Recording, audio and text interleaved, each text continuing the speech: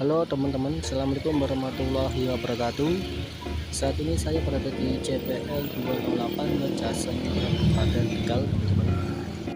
Di CPL 208 ini menggunakan model palang kap yang karya anak bangsa, bisa kalian simak.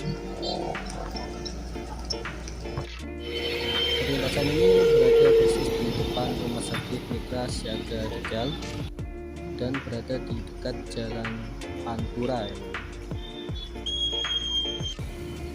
Di sini saya mau menunggu kereta api Kaligung sore nih teman-teman. Simak terus video ini teman-teman, jangan lupa di subscribe.